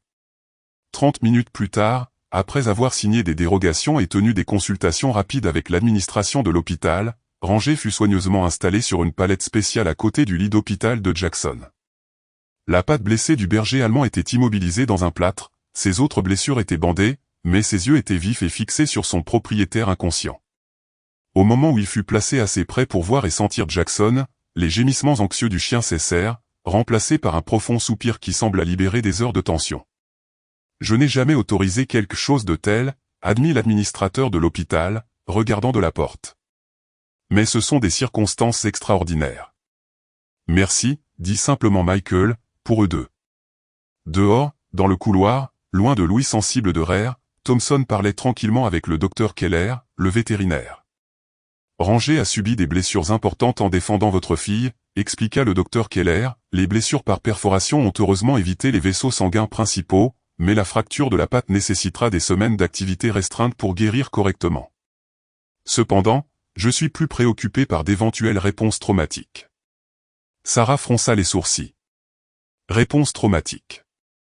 Comme les humains, les animaux peuvent développer un trouble de stress post-traumatique après des rencontres violentes. Le docteur Keller expliqua que les chiens militaires de travail sont particulièrement sensibles étant donné leur entraînement et leur exposition à des situations de combat. Grâce à sa micropuce et à son tatouage de service, nous savons que Ranger a servi en Afghanistan avec le corps des marines, ce qui peut expliquer sa réaction exceptionnelle à la rencontre avec le lion. Il n'a pas fui, dit doucement Michael. N'importe quel chien normal aurait fui, mais il s'est placé entre Emma et César à plusieurs reprises. Le docteur Keller hocha la tête. Cela correspond à son entraînement, mais cela le place également à plus haut risque de réaction post-traumatique. Le lien avec son maître sera crucial pour sa guérison, tant physique que psychologique. Les implications pesèrent lourdement sur les Thompson. L'homme et le chien qui avaient sauvé leur fille devaient maintenant affronter une longue et douloureuse convalescence. Tout cela parce qu'Emma s'était éloignée, tout cela parce que César s'était échappé, tout cela parce qu'une série de petites négligences avait culminé en une tragédie presque inévitable. « Nous allons les aider, » dit Sarah avec une détermination tranquille. « Quels que soient leurs besoins. » Michael serra son épaule en signe d'accord silencieux. Lorsqu'ils retournèrent dans la chambre de Jackson une heure plus tard, ils trouvèrent Ranger qui maintenait toujours sa surveillance vigilante, la tête maintenant posée sur ses pattes, mais les yeux ne quittant jamais le visage de Jackson. Le bip régulier du moniteur cardiaque offrait une toile de fond rythmique à la scène. L'homme et le chien, tous deux blessés, tous deux survivants. Emma, maintenant éveillée, tirait constamment sur la main de son père. Comprenant sa requête silencieuse, Michael la souleva soigneusement afin qu'elle puisse voir dans la chambre. Ses yeux solennels absorbèrent les bandages, les machines, l'immobilité de l'homme qui l'avait porté en sécurité. Puis, avec la simple acceptation de l'enfance, elle appuya sa paume contre la vitre qui les séparait comme pour offrir du réconfort à travers la barrière. « Elle comprend plus que nous ne le pensons », chuchota Sarah, observant le geste de compassion de sa fille. Le lendemain matin apporta un chaos d'un genre différent. Au fur et à mesure que la nouvelle de l'incident se répandait, le bureau d'information de l'hôpital était inondé d'appels, des journalistes demandant des déclarations, des visiteurs du parc qui avaient été témoins de l'événement et un appelant particulièrement persévérant du corps des marines qui insistait pour parler directement à l'administration de l'hôpital au sujet de Jackson Miller. À midi, les informations locales avaient déjà qualifié Jackson de héros, diffusant des images granuleuses de téléphones portables du sauvetage, ainsi que des commentaires d'experts sur le comportement des lions et la sécurité en milieu sauvage. Les médias sociaux étaient enflammés par des récits contradictoires, certains louant le courage de Jackson, d'autres critiquant le parc pour avoir hébergé des prédateurs dangereux près des zones de visiteurs, d'autres encore se demandant comment un enfant en bas âge avait réussi à s'aventurer dans le danger en premier lieu. Sarah découvrit cette dernière tendance lorsqu'elle vérifia son téléphone pendant une courte pause au chevet d'Emma. Le hashtag « Où sont les parents » gagnait du terrain, les commentateurs spéculant cruellement sur la négligence parentale et suggérant que les services de protection de l'enfance devraient enquêter. « Ne lis pas ces ordures », conseilla Michael en revenant avec du café de la cafétéria de l'hôpital. Mais Sarah ne pouvait pas détourner le regard de l'écran, les larmes lui montant aux yeux, alors que des inconnus portaient des jugements sans rien savoir de l'état d'Emma, du handicap de Sarah, des précautions infinies qu'ils prenaient chaque jour pour assurer la sécurité de leur fille. « Ils pensent que nous sommes de mauvais parents », chuchota-t-elle, les mots se coinçant dans sa gorge. Michael mit le café de côté et s'agenouilla devant son fauteuil roulant, prenant ses mains dans les siennes. Nous connaissons la vérité, Emma connaît la vérité, et en ce moment, c'est tout ce qui compte. Avant que Sarah ne puisse répondre, une infirmière apparut dans l'embrasure de la porte. Monsieur Thompson, Monsieur Miller est réveillé et demande son chien. J'ai pensé que vous aimeriez être là lorsque nous le lui dirons. Rangé est juste à côté de lui. Le retour à la conscience de Jackson fut graduel, une lente ascension à travers les couches de sédation et d'analgésique. Sa première pensée cohérente fut Rangé, suivie immédiatement par l'inquiétude pour la petite fille qu'il avait tirée du danger. Lorsqu'il réussit enfin à ouvrir les yeux, la chambre d'hôpital apparut floue, le plafond inconnu le désorientant. Rangé, sa voix sortit comme un râle, sa gorge sèche à cause de l'intubation pendant la chirurgie. Il est juste ici, vint une douce voix féminine. Une infirmière entra dans son champ de vision, s'écartant pour révéler la palette où reposait Rangé. Au son de son nom, le berger allemand leva la tête, les oreilles dressées vers l'avant. Un gémissement doux de reconnaissance s'échappa de lui lorsqu'il croisa le regard de Jackson. « Eh, copain » chuchota Jackson, le soulagement le traversant. Il essaya de tendre la main, mais constata que ses mouvements étaient restreints par les bandages et les perfusions. « Tu vas bien » fit Michael en avançant, entrant dans le champ de vision de Jackson. Il est cabossé, mais stable, blessure par perforation et fracture de la patte. Les vétérinaires disent qu'il fera une guérison complète avec des soins appropriés. Les yeux de Jackson se rétrécirent légèrement lorsqu'il reconnut le visage. « Vous êtes son père, le garde forestier ?» Michael hocha la tête. « Michael Thompson, et je ne sais pas comment commencer à vous remercier pour ce que vous avez fait pour Emma. » Jackson demanda le souvenir de la petite fille en veste rouge remontant à travers le brouillard des analgésiques. « Sûr, l'assura Michael. Grâce à vous et à Rangé. Pas une égratignure sur elle. » La tension se vida visiblement du corps de Jackson, ses yeux se fermant brièvement avec soulagement. Lorsqu'il les rouvrit, il trouva une femme en fauteuil roulant aux côtés de Michael, une enfant debout à côté d'elle, une main reposant sur la coudoir du fauteuil roulant. La petite fille, Emma, le regarda avec la même curiosité solennelle qu'elle avait montrée dans la prairie, aucune peur dans son expression, malgré tout ce qu'elle avait vécu. « C'est ma femme, Sarah » dit Michael. « Et vous avez déjà rencontré Emma. » Elle n'a pas parlé depuis que c'est arrivé, expliqua tranquillement Sarah. Mais elle a insisté pour venir vous voir. Je pense qu'elle voulait s'assurer que vous alliez bien. Emma s'avança, sa petite main tendue vers le lit. Dans sa paume reposait un papillon origami soigneusement plié, fabriqué à partir de papier bleu vif. Elle l'a fait elle-même, expliqua Sarah. C'est sa façon de vous remercier. Le simple cadeau offert avec une telle sincérité perça les défenses de Jackson d'une manière qu'aucun mot n'aurait pu faire. Pendant des années, il s'était isolé des liens humains, convaincu qu'il n'avait plus rien à offrir au monde. Maintenant, cet enfant, cette petite fille silencieuse et courageuse, le remerciait pour un acte qui lui avait semblé aussi instinctif que de respirer. « Merci, Emma » réussit-il à dire, la voix rauque d'émotion. « C'est magnifique. » Un petit sourire toucha les lèvres d'Emma, la première véritable expression de bonheur depuis le début de l'épreuve. Elle pointa le papillon, puis Rangé, puis à nouveau le papillon. « Je pense qu'elle vous dit. » interpréta soigneusement Sarah. « Elle vous dit que le papillon est pour vous deux, pour vous et Rangé. » Jackson hocha la tête, comprenant le langage du geste, même sans mots pour l'accompagner. À ce moment-là, liés par la fragile création de papier et l'expérience partagée qui les avait réunis, un lien commença à se former entre le vétéran blessé et l'enfant silencieuse, un lien qu'aucun d'eux n'aurait pu anticiper, mais que tous deux ont en quelque sorte reconnu comme significatif. 3 jours après l'incident, Jackson Miller était assis sur son lit d'hôpital, grimaçant lorsque le mouvement tirait sur les points de suture dans son dos. La lumière du soleil du matin se faufilait à travers les stores à moitié tirés, projetant des rectangles dorés sur le sol carrelé de l'institution où Rangé dormait par à-coups, sa patte blessée tendue maladroitement dans son plâtre.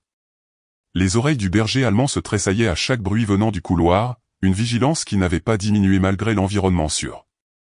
Un léger coup à la porte attira leur attention. Michael Thompson se tenait dans l'embrasure de la porte, son uniforme de garde forestier remplacé par des vêtements civils, un jean et une chemise en flanelle délavée qui parlaient d'une rare journée de congé. « Bonjour » dit Michael, hésitant sur le seuil. « Mauvais moment ?» Jackson secoua la tête, faisant signe vers le fauteuil visiteur avec son bras non blessé. « Aussi bon moment que n'importe quel autre. » Ce n'est pas comme si mon agenda social était surchargé. Michael s'installa dans le fauteuil, un silence gêné s'étirant entre eux. Les deux hommes étaient plus à l'aise avec l'action qu'avec les mots, plus habitués au stoïcisme qu'à la vulnérabilité. Les circonstances extraordinaires qui les avaient réunis les laissaient maintenant sans scénario familier à suivre. « Comment va Emma ?» demanda Jackson, fournissant enfin le pont dont ils avaient tous les deux besoin. « Physiquement bien », répondit Michael, le soulagement évident dans sa voix. Pas une égratignure. Mais elle n'a pas parlé depuis que c'est arrivé. Pas qu'elle parlait beaucoup avant. Il hésita, puis ajouta, « Il y a quelque chose que vous devriez savoir sur Emma, quelque chose qui pourrait aider à expliquer ce qui s'est passé là-bas. » Jackson attendit, sentant l'importance de ce que Michael allait partager. Emma a un trouble développemental qui affecte sa parole. Elle comprend tout, mais les mots ne sortent pas. Les médecins appellent ça un mutisme sélectif combiné à une apraxie verbale. Nous travaillons avec des thérapeutes depuis qu'elle a 18 mois. La compréhension s'illumina dans les yeux de Jackson. C'est pourquoi elle n'a pas crié lorsqu'elle était perdue. Michael hocha la tête, elle ne le pouvait pas, et c'est pourquoi la plupart des gens la comprennent mal. Ils voient un enfant calme et pensent qu'elle est juste timide ou désintéressée. Mais elle absorbe tout, remarquant des choses que la plupart des gens manquent. Jackson pensa à la prairie, à l'attention concentrée d'Emma et à son comportement calme face au danger. Elle est remarquablement courageuse pour son âge. Ça, elle le tient de sa mère, dit Michael avec un sourire triste. Sarah était biologiste spécialisée dans la faune avant son accident l'année dernière, spécialisée dans le comportement des prédateurs. En fait, l'ironie ne nous échappe pas, une autre pièce du puzzle se mit en place pour Jackson. Votre femme, l'expédition de recherche sur les lésions médulaires en fauteuil roulant qui a mal tourné. Elle étudiait les meutes de loups dans la chaîne septentrionale lorsque le véhicule de son équipe a quitté une route d'accès lors d'une tempête de neige. Le chauffeur et un autre chercheur ont été tués sur le coup. Sarah a survécu, mais a perdu l'usage de ses jambes. Le poids de cette révélation s'installa entre eux. La famille Thompson avait déjà subi plus que sa part de tragédie avant l'incident avec César. Jackson ressentit un nouveau respect pour la force tranquille qu'il avait observée chez Sarah et Emma. « Je suis désolé », offrit-il simplement. Michael le reconnut d'un signe de tête, puis se pencha en avant, son expression changeant en quelque chose de plus difficile à lire. « Il y a quelque chose d'autre que vous devriez savoir sur César. » Jackson se tendit légèrement. Les souvenirs de l'attaque du lion étaient encore frais et vifs. « Il était de ma responsabilité, bien avant qu'il n'arrive à Yellowstone, » commença Michael. « J'ai travaillé avec lui pendant 3 ans dans un centre de conservation dans le Montana, l'ai élevé depuis qu'il était un ourson après que sa mère ait été tuée par des braconniers. Il faisait partie d'un programme éducatif, docile, réceptif à l'entraînement, bon avec les visiteurs supervisés. »« Qu'est-ce qui a changé ?» demanda Jackson tranquillement.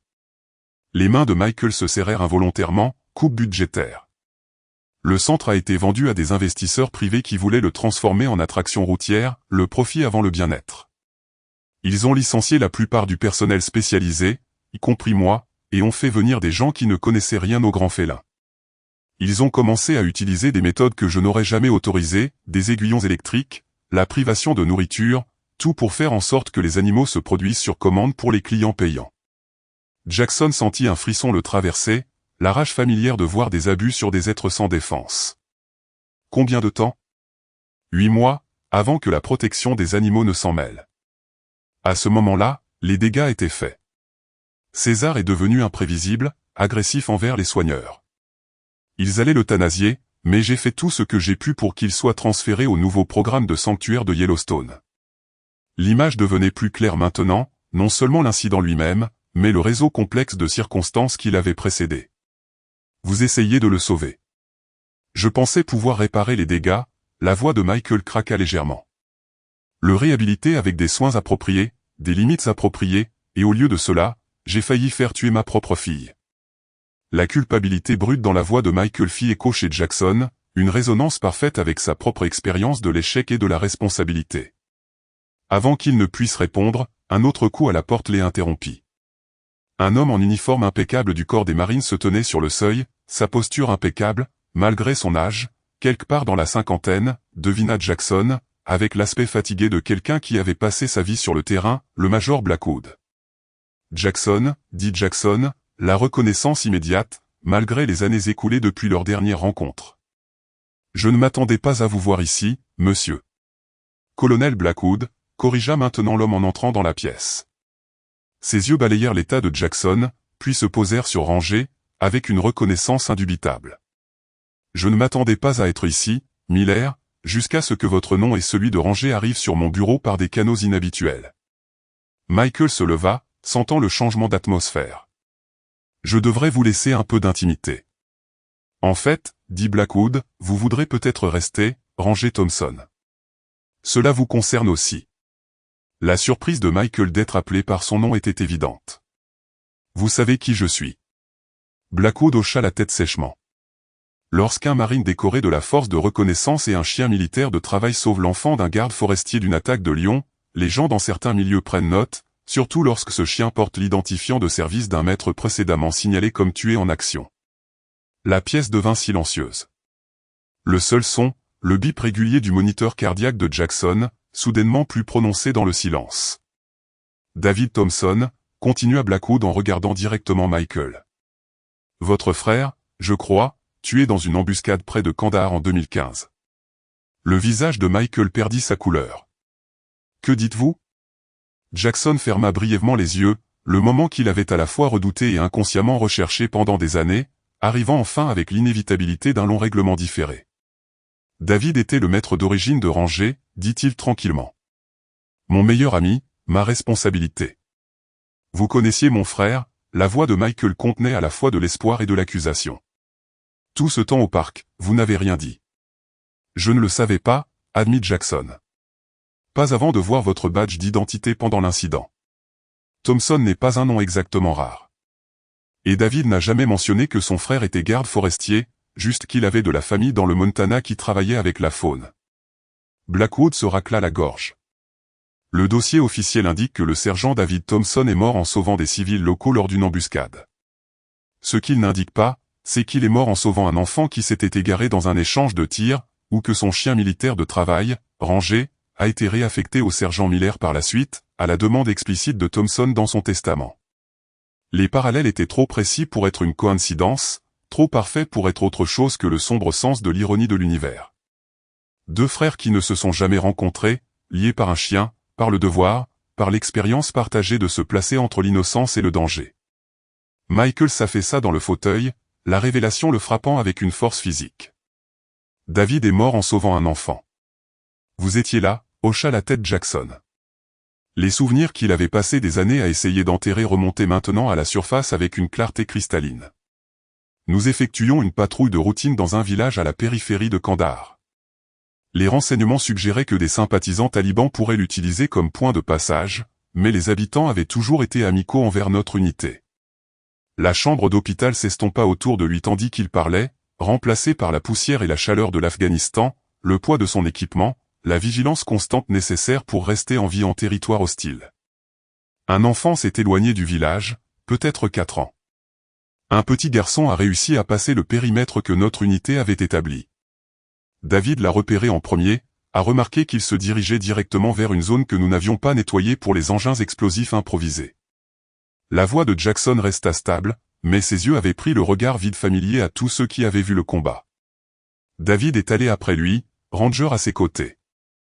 Ils étaient à environ 20 mètres lorsque l'embuscade a commencé, des tirs de sniper à partir de plusieurs positions. L'enfant était pris au piège en plein air sans couverture. Michael se pencha en avant, chaque muscle tendu tandis qu'il absorbait l'histoire des derniers moments de son frère. Des détails que la notification militaire impersonnelle n'avait jamais fournis. David a atteint le garçon, l'a protégé de son corps, a ordonné à Ranger de rester avec l'enfant pour le protéger. Je fournissais des tirs de couverture, essayant de leur donner une voie d'extraction. La voix de Jackson finit par faiblir. L'engin explosif improvisé a frappé à environ 10 mètres de leur position. David a encaissé le plus gros du choc. Le garçon et Ranger ont survécu, bien que Ranger ait été blessé. Le silence qui suivit fut profond, un espace de deuil partagé qui n'avait pas besoin de mots pour le combler. Blackwood resta respectueusement silencieux, laissant au moment sa gravité nécessaire. Après, Jackson continua, finalement, lorsque nous sommes retournés à la base, j'ai trouvé le testament de David. Il avait spécifié que si quelque chose lui arrivait, il voulait que Ranger vienne chez moi, a dit que nous nous garderions sains d'esprit. Un sourire amer toucha ses lèvres. Il avait raison sur ce point au moins. Le calme de Michael se brisa alors, une seule larme coulant sur sa joue ridée. Ça ressemble à David qui s'occupe toujours des autres en premier.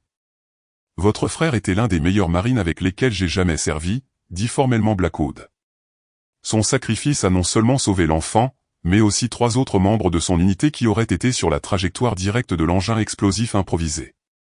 Jackson croisa le regard de Michael directement pour la première fois.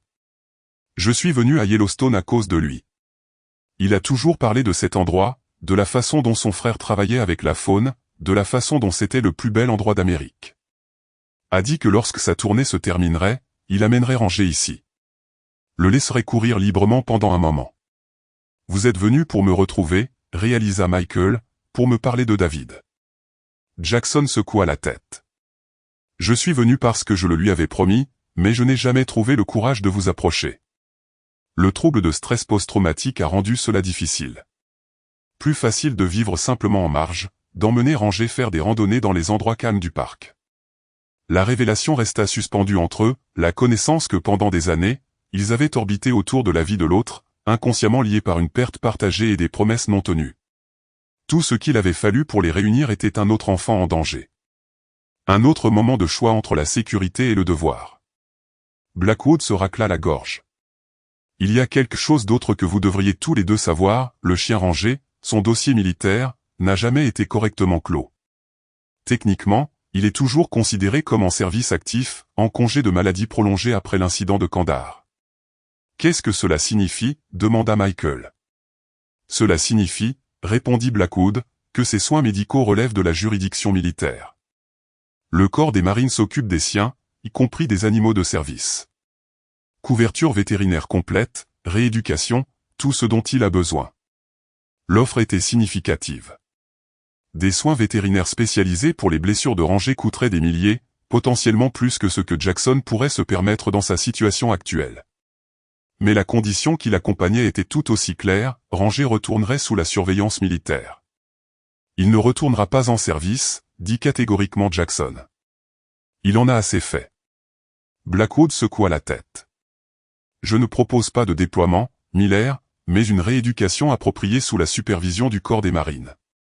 Après cela, il y a des options, des programmes de soutien aux anciens combattants, par exemple, des thérapies, une certification canine, des moyens pour lui de servir qui n'impliquent pas le combat. Une vague familière de protection monta en Jackson, le même instinct qui l'avait poussé à placer son corps entre Ranger et César. Il reste avec moi, bien sûr. Blackwood acquiesça en douceur. Je suggère simplement des ressources, pas une séparation. En fait, étant donné vos propres blessures et votre dossier, vous pourriez envisager des options similaires pour vous-même.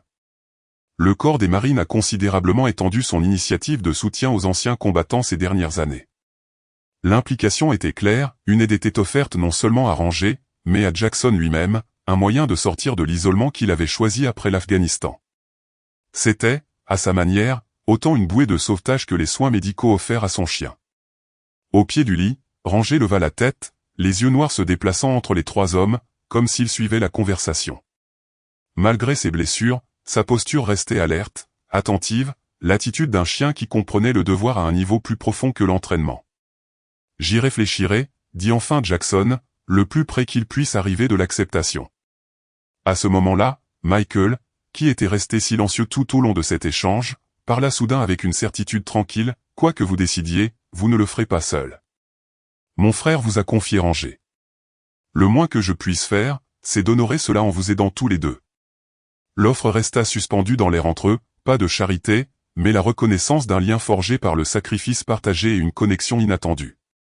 À ce moment-là, entourés des murs stériles d'une chambre d'hôpital, loin des champs de bataille où leur vie s'était croisée pour la première fois, quelque chose changea, les premières fondations fragiles de la guérison posées au milieu des débris du traumatisme. 3 mois après les événements que les habitants avaient pris l'habitude d'appeler l'incident de la prairie, le parc national de Yellowstone organisa une cérémonie unique dans son histoire. Une scène modeste avait été érigée près du centre des visiteurs, loin de la prairie orientale où la tragédie avait failli frapper, mais avec les mêmes montagnes majestueuses servant de toile de fond. Des rangées de chaises pliantes faisaient face aux pupitres, presque tous les sièges étaient occupés, malgré l'air frais d'automne qui laissait présager l'hiver à venir. Jackson Miller se tenait au bord de la foule, sa posture encore légèrement favorisée pour s'adapter aux blessures en voie de guérison au dos et à l'épaule. La kinésithérapie avait aidé, bien que les médecins aient averti qu'il ne pourrait peut-être jamais retrouver toute son amplitude de mouvement. Les cicatrices resteraient permanentes, 4 lignes parallèles sur son omoplate gauche, rappel frappant de la proximité de la rencontre. À côté de lui, Ranger était assis au garde-à-vous, sa patte blessée maintenant guérie, bien qu'il ait conservé une légère boiterie qui devenait plus prononcée lorsqu'il était fatigué. Le berger allemand portait son gilet de service officiel, qui lui avait été rendu grâce à l'intervention du colonel Blackwood. Le gilet portait un nouveau patch à côté de ses insignes militaires, l'emblème de la pointe de flèche du National Park Service, avec le mot « honoraire » brodé au-dessus. Nerveux, Michael Thompson demanda, ajustant son uniforme de garde officiel en les rejoignant. Jackson secoua la tête, ce n'est pas la cérémonie qui m'inquiète, mais ce qui vient après. La cérémonie n'était qu'une formalité, une reconnaissance publique de l'héroïsme, un moyen pour le parc de démontrer son engagement envers la sécurité après le quasi-désastre avec César. Le véritable changement se produisait tranquillement, loin des regards du public. Jackson et Ranger avaient accepté des postes au sein du nouveau programme d'aide aux anciens combattants de Yellowstone, travaillant avec d'anciens militaires en transition vers des carrières de conservation civile. « La cabane vous convient-elle » demanda Michael, une sincère inquiétude dans la voix. « Plus que je ne l'espérais » admit Jackson. Le parc lui avait proposé un logement à l'intérieur des limites de Yellowstone, une petite cabane de garde qui était restée vacante pendant des années, nichée loin des zones touristiques mais assez proche de la maison familiale Thompson pour des visites régulières. Après des années d'isolement auto-imposé, cet arrangement représentait un équilibre subtil entre solitude et connexion. « Emma est ravie que vous veniez dîner ce soir » dit Michael. Elle répète tout le matin. Avant que Jackson ne puisse répondre, Sarah Thompson se dirigea vers eux, naviguant sur le chemin de gravier bondé avec une aisance habituelle. Emma marchait à côté du fauteuil roulant de sa mère, sa petite main reposant sur la coudoir, ses cheveux blonds soigneusement tressés pour l'occasion. Elle portait un gilet de jeune garde forestier par-dessus sa robe, une faveur spéciale accordée par le surintendant du parc après l'incident. « Les voici » dit Sarah chaleureusement, les hommes de l'heure. Le visage d'Emma s'illumina à la vue de Jackson et de Ranger. Sans hésitation, elle lâcha la prise du fauteuil roulant de sa mère et se dirigea directement vers Ranger, s'agenouillant pour embrasser le berger allemand. Le chien répondit avec une tendre affection, sa queue remuant légèrement tandis qu'il se blottissait contre l'enfant qui était devenu une présence régulière dans sa vie. « Salut Emma » dit Jackson, s'agenouillant prudemment pour les rejoindre, malgré la douleur de ses blessures en voie de guérison. « Prête pour la grande cérémonie » Emma hocha solennellement la tête, puis ouvrit le petit sac à dos qu'elle portait.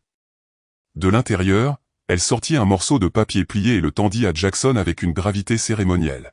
« Qu'est-ce que c'est » demanda-t-il, acceptant l'offrande. « Son discours » expliqua Sarah, la voix chargée d'émotion. « Pour quand on l'appellera à la tribune. Le docteur Hansen, son orthophoniste, travaille avec elle tous les jours depuis des semaines. » Jackson déplia le papier. 3 phrases simples, écrites avec une écriture soignée d'adulte, portaient des guides phonétiques sous chaque mot pour aider Emma à la prononciation. La scène lui serra la gorge d'une émotion inattendue. « C'est merveilleux, Emma, dit-il doucement. Je serai là pour t'écouter quand tu le liras. » La réponse d'Emma ne fut pas verbale, mais la détermination dans ses yeux en disait long. Elle reprit le papier, le pliant avec une précision minutieuse avant de le remettre dans son sac à dos. Puis, avec un geste devenu familier au cours des derniers mois, elle plaça sa petite main dans celle de Jackson, une expression silencieuse de confiance qui en disait plus que des mots ne pourraient jamais le faire. La surintendante du parc, Margaret Chen, s'approcha du groupe, un presse-papier à la main. « Nous sommes prêts à commencer si vous êtes tous prêts » dit-elle, sa manière efficace adoucie par une chaleur sincère. Les médias ont été correctement informés, photos limitées, pas de questions directes à Emma et absolument aucune approche de Ranger sans autorisation. Les conséquences de l'incident avaient attiré une attention inattendue. Les médias nationaux avaient repris l'histoire, se concentrant initialement sur le sauvetage spectaculaire, mais s'élargissant ensuite pour couvrir les liens remarquables entre les participants, l'ancien combattant atteint de SSPT, le chien militaire blessé protégeant une enfant, la famille Ranger avec sa propre histoire de tragédie. L'intérêt ne fit que s'intensifier lorsque le lien militaire entre Jackson et le frère de Michael fut révélé. Rappelez-vous, continua Chen, cette cérémonie ne vise pas seulement à reconnaître l'héroïsme, elle concerne également les nouveaux protocoles de sécurité du programme d'aide aux anciens combattants. Nous devons mettre l'accent sur les changements positifs qui sont issus de cet incident. Les changements avaient effectivement été substantiels. Au-delà des nouvelles mesures de sécurité au sanctuaire de la faune et de l'application stricte des limites des visiteurs, le parc avait instauré la règle d'Emma, un protocole complet pour gérer les enfants perdus ayant des besoins spéciaux ou des difficultés de communication. Les parents avaient désormais la possibilité d'enregistrer ces enfants à l'entrée du parc, fournissant des informations essentielles qui pourraient aider en cas d'urgence. Et César, demanda Jackson tranquillement. Des nouvelles de sa situation? Une ombre traversa le visage de Michael. Après une évaluation approfondie, la décision avait été prise de transférer César dans un sanctuaire spécialisé du Colorado, spécialement conçu pour les prédateurs apex ayant des problèmes de comportement résultant de mauvais traitements. Le départ du lion avait été nécessaire, mais douloureux pour Michael, qui avait le sentiment d'avoir failli à l'animal 2 fois. Le transport s'est bien déroulé, rapporta Michael. La nouvelle installation a envoyé des mises à jour hebdomadaires. Il répond bien à leur programme de réadaptation, mais il est encore tôt. Il mérite sa chance, dit simplement Jackson. La cérémonie se déroula avec l'efficacité habituelle des événements officiels du parc. Les remarques liminaires de la surintendante Chen ont mis l'accent sur le double engagement de Yellowstone envers la conservation de la faune et la sécurité des visiteurs. Des représentants du ministère de l'Intérieur et du National Park Service ont fait de brèves déclarations soigneusement formulées qui ont reconnu l'incident sans s'attarder sur les défaillances qu'il avait permis. Le colonel Blackwood, présent en qualité officielle, a évoqué les compétences et les perspectives uniques que les anciens combattants apportaient aux efforts de conservation, passant en douceur à l'annonce du nouveau programme d'aide aux anciens combattants de Yellowstone, avec Jackson Miller comme premier coordinateur. Le lien entre le service militaire et l'intendance des parcs nationaux était naturel, a-t-il suggéré, les deux exigeant discipline, respect de la puissance de la nature et engagement à protéger ce qui compte le plus. Lorsque Michael Thompson prit la parole, son uniforme de garde brillant sous la lumière du soleil d'automne, il ne parla pas en tant que fonctionnaire, mais en tant que père. Ma famille a toujours cru en la mission de Yellowstone, préserver ce lieu sauvage tout en rendant ses merveilles accessibles à tous. Cette mission a failli nous coûter tout ce que nous avions lorsque notre fils s'est retrouvé en danger. Mais elle nous a aussi apporté Jackson Miller et Ranger, qui ont risqué leur vie sans hésitation pour une enfant qu'ils n'avaient jamais rencontrée. Il fit une pause, se reprenant avant de continuer. Aujourd'hui, nous reconnaissons leur héroïsme, mais nous reconnaissons également que le véritable héroïsme n'est pas un seul moment de courage. C'est la décision quotidienne de continuer malgré la douleur, malgré la perte, malgré les traumatismes. C'est le choix de tendre la main au lieu de se retirer, de créer des liens au lieu de murs. Sarah, attendant à côté de la scène avec Emma, serra doucement l'épaule de sa fille alors que Michael concluait ses remarques. Mon frère a autrefois fait le même choix dans un pays lointain, sauvant un enfant au prix de sa propre vie. Aujourd'hui, nous honorons non seulement les héros qui sont parmi nous, mais aussi l'héritage de sacrifices et de services qui nous unit tous. Les applaudissements furent respectueux, sincères sans être excessifs, la réponse d'une communauté qui comprenait les émotions complexes sous-jacentes à la cérémonie officielle. En s'estompant, Michael fit un geste vers sa famille. Et maintenant, ma fille, Emma, aimerait dire quelques mots. Un murmure de surprise parcourut l'assistance. Ceux qui connaissaient la famille Thompson savaient qu'Emma ne parlait pas, n'avait jamais parlé, en fait, jusqu'à il y a 3 semaines, lorsqu'elle avait formé son premier mot clair en présence de son orthophoniste, de ses parents et de l'homme et du chien qui l'avaient sauvé. Sarah guida le fauteuil roulant d'Emma jusqu'à la base de la scène, où Michael souleva sa fille, avec précaution, la portant jusqu'à la tribune. Une marche en bois avait été placée derrière, permettant à Emma de se tenir au micro, tandis que Michael restait à ses côtés pour la soutenir. Emma sortit le papier plié de sa poche, le lissant avec de petits doigts délibérés. Ses yeux trouvèrent Jackson et Ranger dans le public, se concentrant sur eux comme s'ils étaient les seuls présents. Le silence s'étendit, épais d'anticipation et d'émotion, alors qu'Emma rassemblait son courage. « Merci », dit-elle finalement, sa voix, petite mais claire, formant soigneusement chaque syllabe comme elle l'avait répété pendant des semaines, pour m'avoir sauvé. La simplicité du message, livré avec un tel effort et une telle détermination, fit monter les larmes aux yeux de l'assistance. Jackson sentit quelque chose se briser en lui, une dernière barrière entre l'homme qu'il avait été avant l'Afghanistan et l'homme qu'il pourrait encore devenir. Alors qu'Emma passait à la deuxième phrase sur son papier, « Ranger est un bon chien », la queue du berger allemand cogna régulièrement la jambe de Jackson, le chien reconnaissant apparemment son nom malgré l'environnement inconnu. La phrase finale d'Emma, prononcée avec un petit sourire qui illuminait tout son visage, ne s'adressait pas seulement à Jackson et à Ranger, mais à tous les présents. Nous sommes maintenant une famille, notre famille. En ce moment-là, entouré par la nature sauvage de Yellowstone et la communauté qui s'était formée au lendemain d'une tragédie évitée de justesse, Jackson Miller comprit enfin ce que David Thompson avait voulu dire dans sa dernière lettre, celle que Jackson portait pliée dans son portefeuille depuis des années. Lorsque tu seras prêt à vivre à nouveau, frère, emmène Ranger dans les montagnes. Il y a de la guérison là-bas pour vous deux, si vous êtes assez courageux pour la chercher. En regardant le sourire d'Emma, les visages fiers de Michael et de Sarah, Ranger assis fidèlement à ses côtés, Jackson ressentit quelque chose qu'il pensait perdu à jamais dans la poussière de l'Afghanistan, l'espoir non pas l'espoir désespéré de survie, mais l'espoir silencieux et durable d'appartenance, de trouver, contre toute attente, un lieu et des gens à appeler sa maison. Dans cette histoire de rédemption, nous voyons comment les liens les plus profonds de la vie surgissent souvent de nos blessures les plus profondes.